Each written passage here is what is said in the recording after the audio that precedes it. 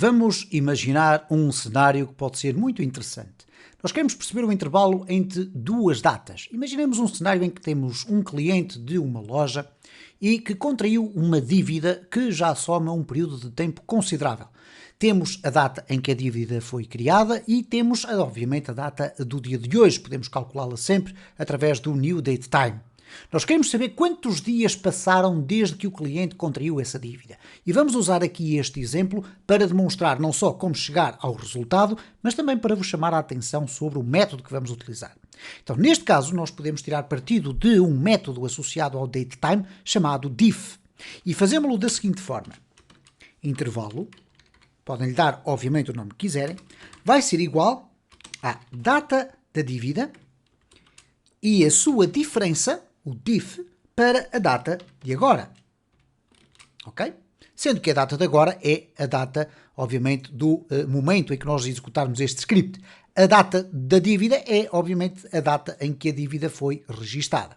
Bom, se nós fizermos agora aqui um echo intervalo e colocarmos aqui a propriedade days, nós vamos obter o resultado esperado. Reparem, decorreram 8.826 dias desde que a dívida foi contraída. Há bastante tempo, por exemplo.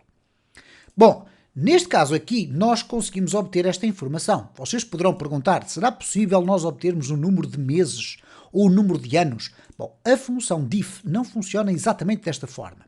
Eu vou-vos mostrar o que é que esta função diff apresenta.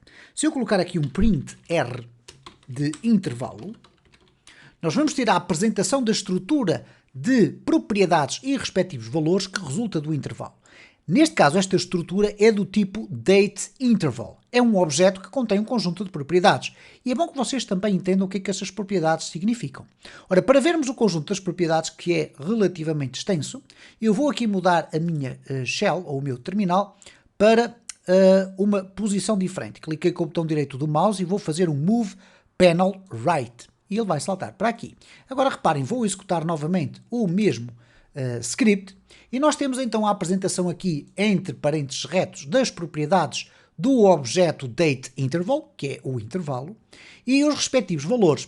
E se vocês olharem para aqui, nós temos então o days, temos depois um conjunto de vários valores que estão a 0, mas depois temos aqui o I de ano, M de mês, D de dias, hora, minuto, segundo e aqui os milissegundos. Bom, neste caso, estes valores que aqui estão, de facto correspondem a 24 anos decorridos entre esta data e a data de agora, mais um mês, mais 29 dias, mais 20 horas, mais 35 minutos e mais 43 segundos.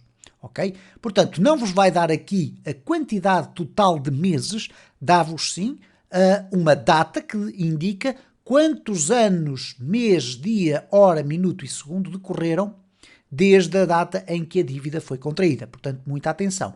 Aqui o único somatório absoluto que existe é aqui o days a ser apresentado.